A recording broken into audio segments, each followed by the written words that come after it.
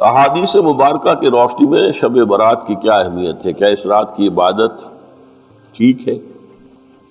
شب برات کا روزہ رکھا جاتا ہے، اس کی صحیح حیثیت کیا ہے؟ شب کا روزہ تو کبھی ہوتا ہی نہیں، یہ آپ نے شب برات کا روزہ کیسے لکھ دیا؟ شب رات کو کہتے ہیں نا۔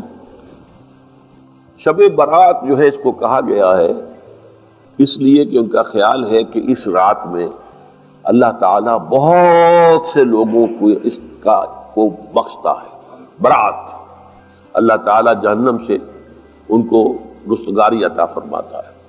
اس کے ضمن میں جو صحیح احادیث صرف ایک ہے، اور وہ یہ ہے کہ حضرت عائشہ صدیقہ رضی اللہ تعالیٰ عنہ بیان کرتی ہے کہ ایک روز حضور کی میرے ہاں شب باشی کی باری تھی، لیکن میری رات کو آنکھ کھلی تو حضور نہیں تھے موجود، تو مجھے تشویش ہوئی کہ آپ کہاں گئے؟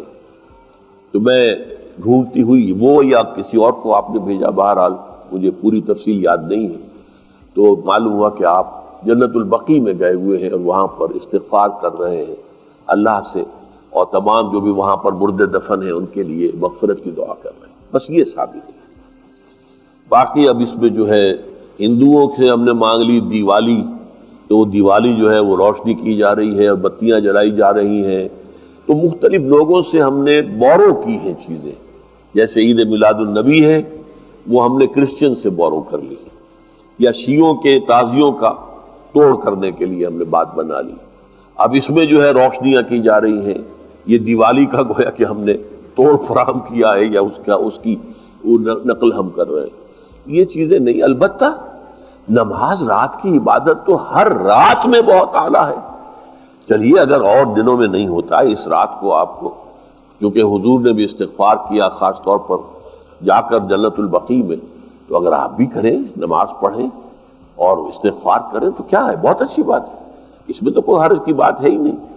لیکن اسے کوئی تہوار کی طرح منانا، پٹاخے چھوڑنا اور جو ہے وہ روشنی کرنا، یہ بھارت صحیح نہیں ہے۔ روزہ بھی چونکہ 15ویں شب ہوتی ہے، 15واں دن ہوتا ہے، پھر اس اعتبار سے حضور کے معمولات میں تھا کہ آپ ہر مہینے کی 13، 14، 15 تاریخوں میں روزہ رکھتے تھے۔ تو اگر آپ یہ نیت کر کے روزہ رکھ لیتے ہو، کیا کہنے ہیں، نور علی نور ہے، اور روزہ کسی وقت بھی نفلی روزہ رکھا جائے اللہ تعالیٰ قبول